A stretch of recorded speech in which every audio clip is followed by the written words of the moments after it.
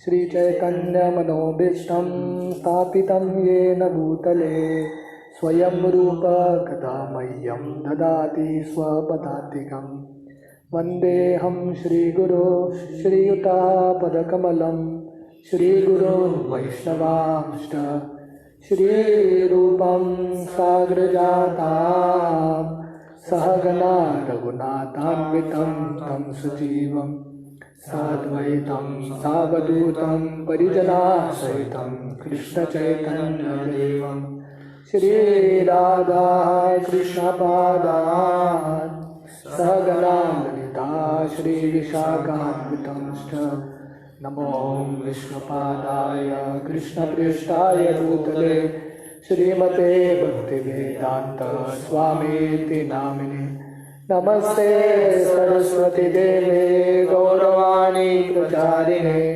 निर्विशेष शून्यवादी पाश्चात्यदेशतारिणे ज्ञानचा कल्पतरुभ्यश्च कृपा सिन्धुभ्येव च पतितानां पावनेभ्यो वैष्णवेभ्यो नमो नमः।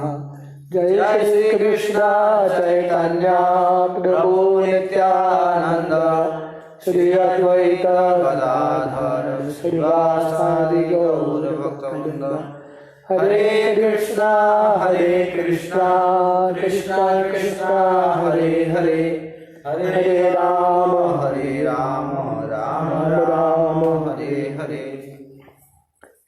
तो आज सुबह हम चर्चा कर रहे थे कि कैसे ये दो चीज़ बहुत महत्वपूर्ण है हमको भक्ति में आगे प्रगति करना है। तो क्या है, एक है हमारी चेष्टा, दूसरा है भगवान की कृपा।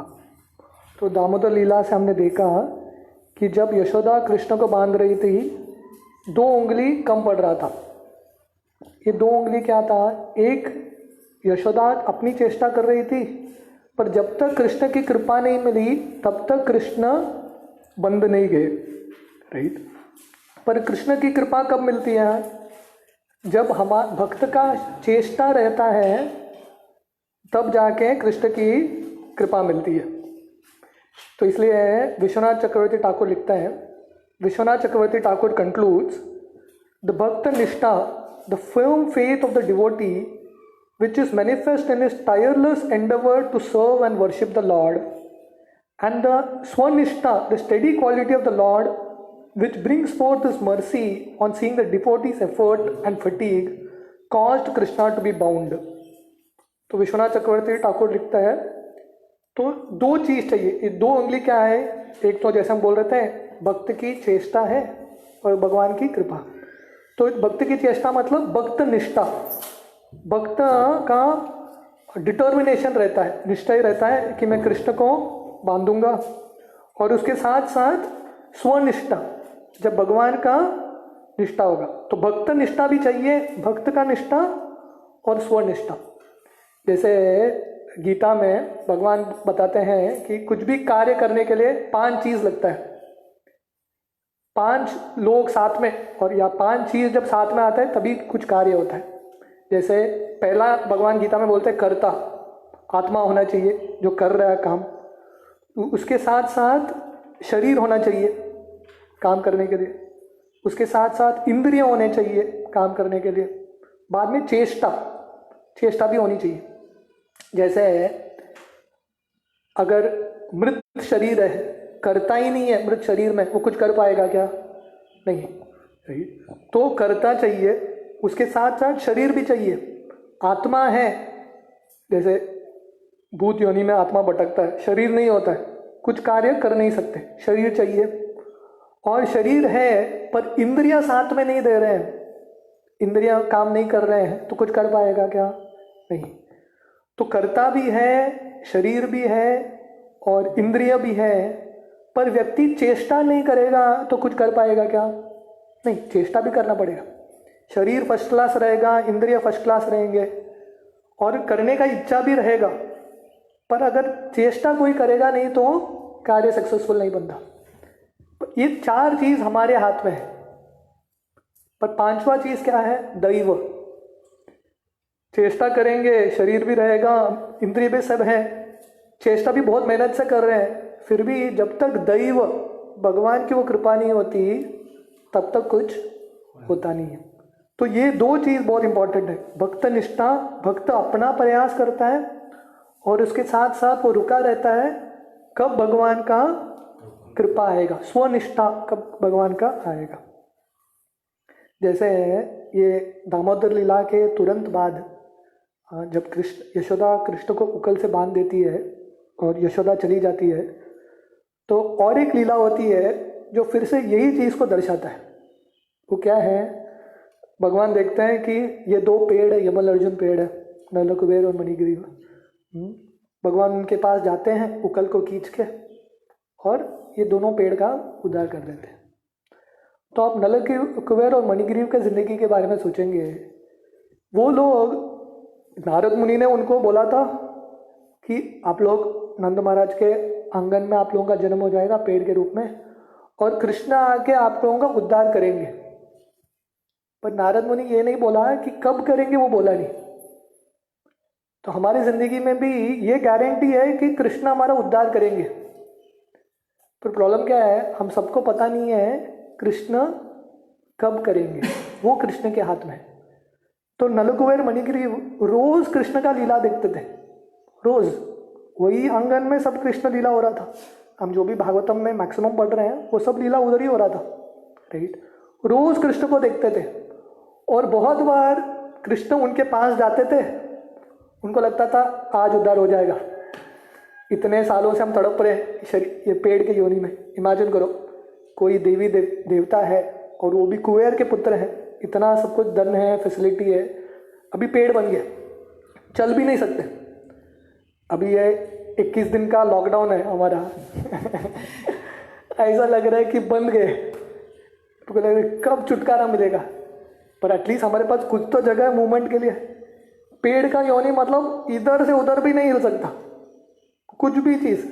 पानी पीने का भी है तो कोई आके डालेगा तो ही पिएगा पानी। मतलब पूरा, जब भगवान किसी को नम्र बनाना है ना, पूरा नम्र बना देते हैं। जिनको लग रहा था कि पूरा दुनिया घूम के हम आ सकते हैं क्योंकि हमारे पास धन है, राइट, अभी पेड़ के योनि में बैठ गए हैं, कुछ कर ही नहीं सकते।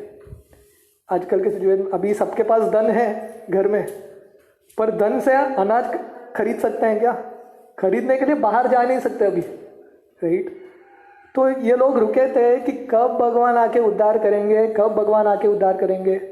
तो रोज़ उनका डे शुरू होता था, वो लोग उठते थे, उनको लगता था आज वो दिन है जिस दिन के बारे में नारद मुनि ने बोला था आज वो दिन है। तो उठते थे और दिन भर कृष्ण उधर उधर घूम रहे थे, तो कृष्ण आएंगे, कृष्ण आएंगे, कृष्ण आएंगे, और रात तक कृष्ण सो जाते थे। तो लोग मायूस हो जाते थे, थोड़ा को बुरा लगता था। कल फिर से उठते थे और तैयार होते थे, उनको लगता था आज कृष्ण आके हमारा उद्धार करेंगे। ऐसा बहुत दिन, बहुत साल निकल गया, पर फाइनली एक दिन, कौन सा दिन? दामोदर लीला। कौन सा दिन में होता है? दिवाली के दिन। तो एक दिवाली के दिन कृष्ण ने जाके इन दोनों पेड़ का उद्धार किया। तो हमारी जिंदगी में भी दिवाली आएगा तो ऐसे नहीं हमेशा अंधेरा रहेगा, दिवाली आएगा हम सबके दिन में, पर कौन सा दिन दिवाली का दिन है हमको पता नहीं है। तो हमारा क्या काम है? प्रयास करना, उत्साह के साथ, धैर्य के साथ रुकना, और जब भगवान की कृपा आएगी उसके लिए प्रतीक्षा करना। वैसे रामायण में अभी रामनवमी आ रहा है, रामायण में ये शबरी की कहानी आती है, एग्जैक्टली सेम लेसन है, राइट।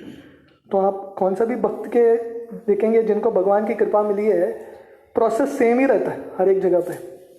तो शबरी को, जैसे नलकुबेर मणिग्रीव को नारद मुनि ने बोला था कि कृष्ण आपका उद्धार करेंगे, तो शबरी के गुरु थे मातंग ऋषि। तो मातंग ऋषि शबरी को बोले तुम इधर रुको पंपा सरोवर हम्पी में, मैं जाता हूँ। तो मातंग ऋषि भगवत धाम चले गए अपने सब शिष्यों के साथ, और शबरी को बोला तू इधर रुक जा इमेजिन करो, सब लोग गए भगवत धाम, इसको छोड़ के गए। क्यों? वो बोले राम आने वाले आगे जाके, तो कोई तो रुकना चाहिए सेवा करने के लिए, तुम रुक जाओ।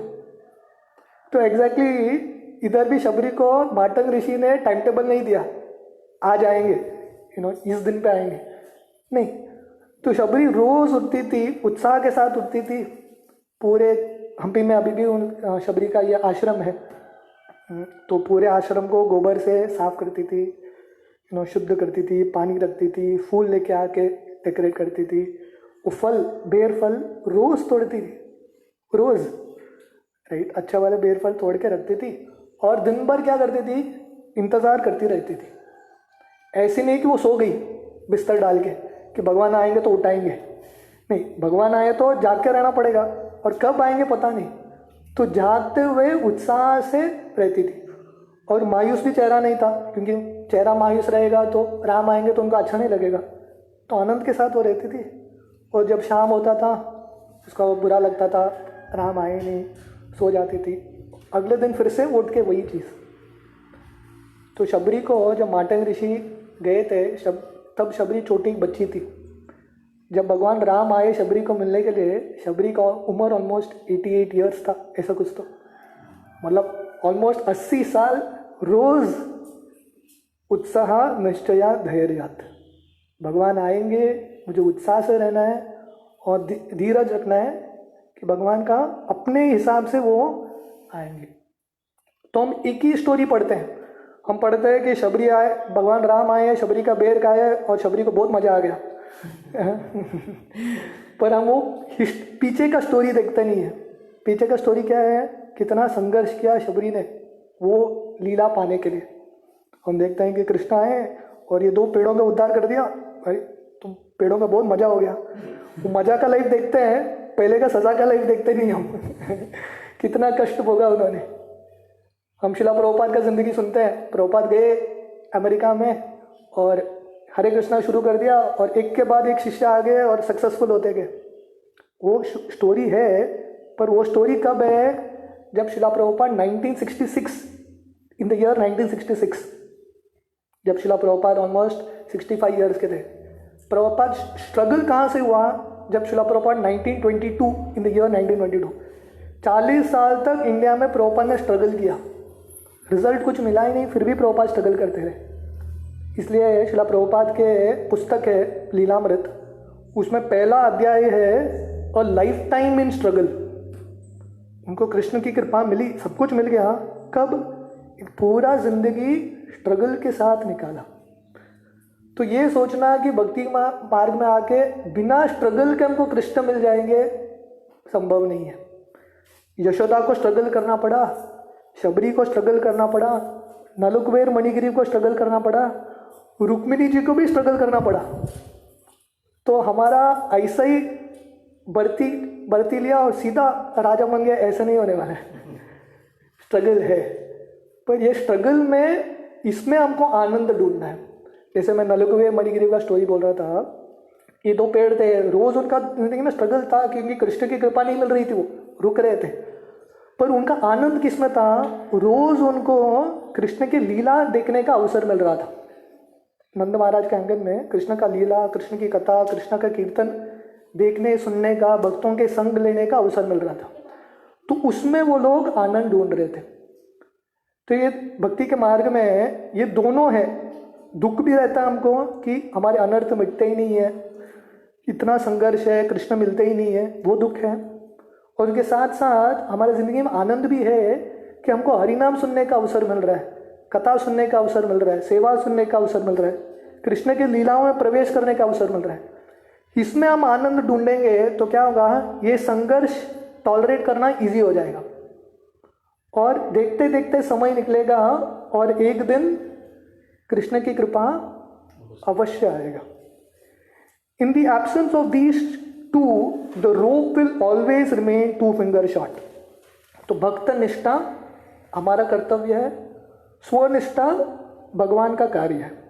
तो ये दोनों के बिना हमेशा भक्ति में ये 2 उंगली कम पड़ेगा।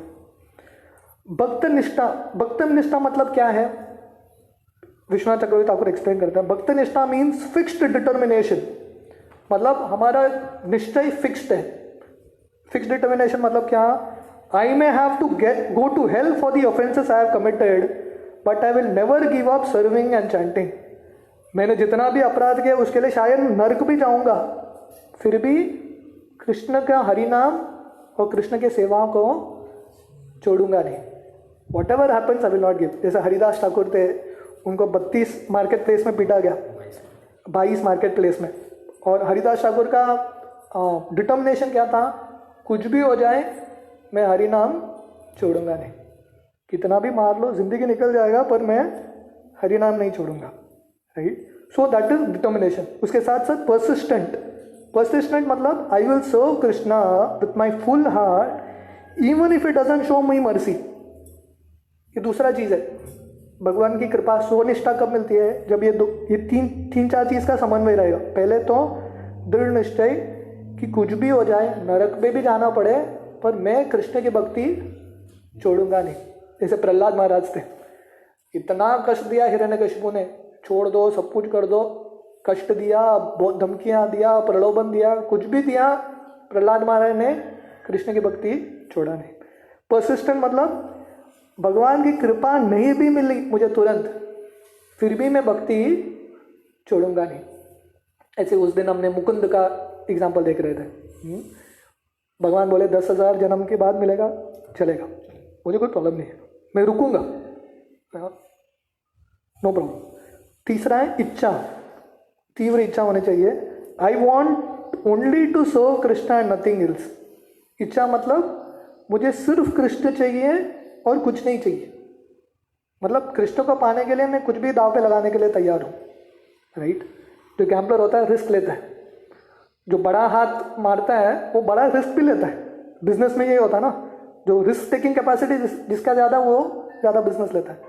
तो वैसे ही भक्ति के मार्ग में भी हमारी इच्छा होना चाहिए, मुझे सिर्फ कृष्ण को सेवा करना है और मुझे कुछ चीज़ चाहिए नहीं। जैसे हम उस दिन देख रहे थे, उदाहरण देख रहे थे, अगर किसी बच्ची को माँ चाहिए तो उसको ऐसा रोना पड़ेगा कि माँ को समझना पड़ेगा बच्ची को सही में नहीं चाहिए। नहीं तो क्या करेगी, माँ खिलौना दे देगी और बच्ची शांत हो गई तो माँ समझ जाएगी कि बच्ची किसके लिए रो रही है, खिलौना के लिए रो रही है, मेरे लिए नहीं। And then a willingness to accept responsibility of any failing. My ability to serve Krishna properly is due to my own offences. और उसके साथ साथ जो भी हमारा फेलियर है उसका रिस्पॉन्सिबिलिटी लेना, शायद मेरे में ही कमियां हैं, मुझे अपने आप को काम करना है। भक्त निष्ठा is an essential part of the formula.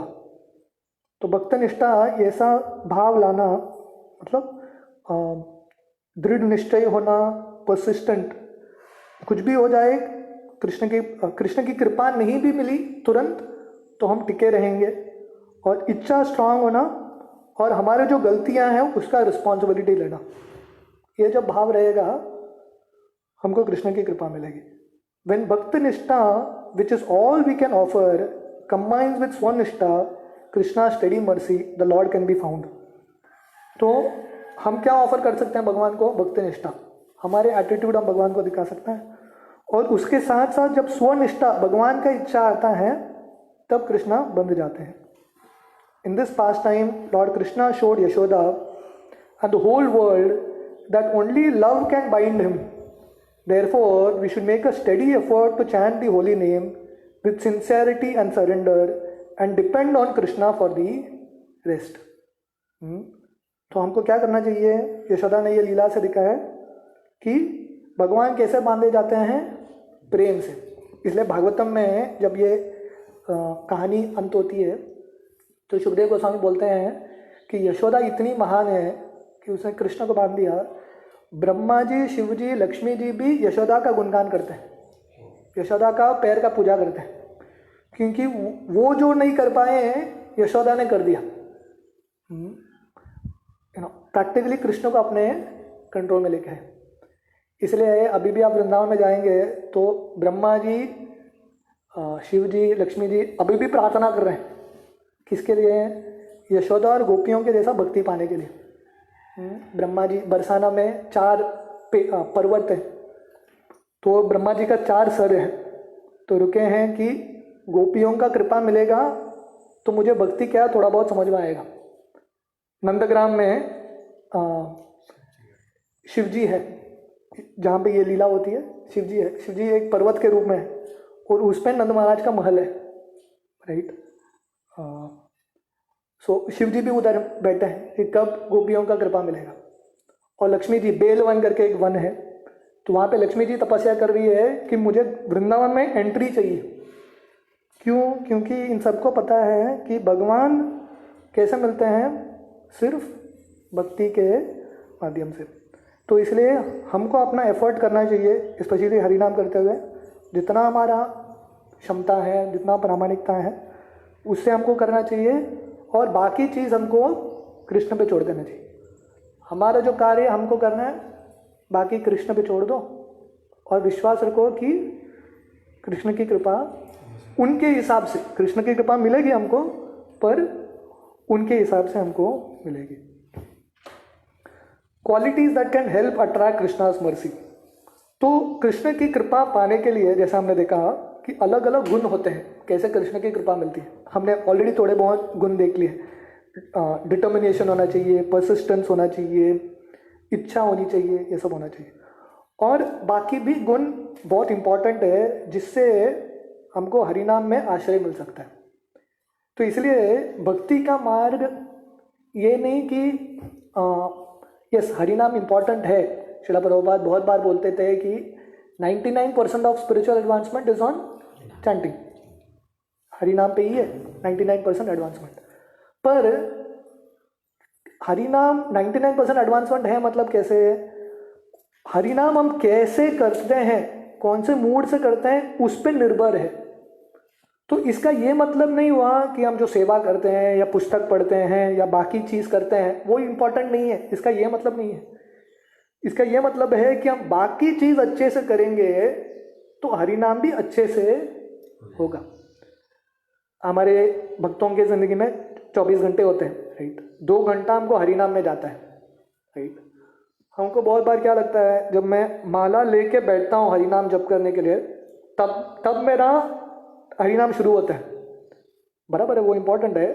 पर उसके साथ साथ हम बाकी 22 आवर्स बाकी 22 घंटे कैसे बिताते हैं उस पर आधारित है कि ये 2 घंटा कैसे जाएगा। समझ में आ रहा है? बाकी 22 घंटे हम अलग ही कुछ चीज़ कर रहे हैं तो क्या होगा, या भावना हमारा सही नहीं है, तो जब हम माला के लिए बैठेंगे तो माला होगा क्या ठीक तरह से? नहीं होगा। तो 2 घंटे का माला का सेशन इंपॉर्टेंट है, चैंटिंग का सेशन, पर वो अच्छे से करने के लिए बाकी दिन भर हम क्या करते हैं वो भी इंपॉर्टेंट है। जैसे क्रिकेट जो मैच प्ले करने के लिए जाते हैं ना, क्रिकेट प्लेयर्स, उनका स्टेडियम पे मैच होता है 4 घंटे का, जो भी मैच होता है, I-20 या जो भी होता है, राइट। तो पर वो मैच के लिए वो सीधा उसी समय आके बैट लेता है क्या हाथ में? नहीं, वो दिन भर महीने भर प्रैक्टिस करता है, क्योंकि जितना वो प्रैक्टिस करेगा ये 2 घंटा अच्छा जाएगा उसका। समझ आ रहा है?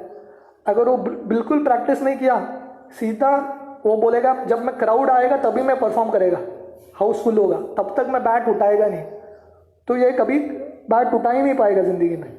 मतलब बाकी भी समय इम्पॉर्टेंट है। तो वैसे ही दिन भर हम बाकी अलग अलग चीज़ अच्छे से करेंगे तो जपा भी अच्छे से होगा। तो बल्कि हालांकि हम ये पूरा सेशन जपा के ऊपर डिस्कस कर रहे हैं, पर हमको ये भी समझना चाहिए बाकी के भक्ति के अंग भी महत्वपूर्ण हैं, क्योंकि हर एक अंग भक्ति में हरिनाम में मदद करता है। So qualities that can help attract Krishna's mercy. One chanting at the level of नामाश्रय realizes the need for the holy name's mercy. तो जैसे हम डिस्कस कर रहे थे काफ़ी दिनों से कि जब हम नामाश्रय के लेवल पे आते हैं तो हमको समझ में आता है कि मुझे हरिनाम की कृपा लगेगी। हमको समझ में कभी ना कभी हर एक भक्त को समझ में आता है कि अपना खुद का प्रयास ज़्यादा देर चलेगा नहीं, वो कृपा एक्स्ट्रा लगेगा ही लगेगा।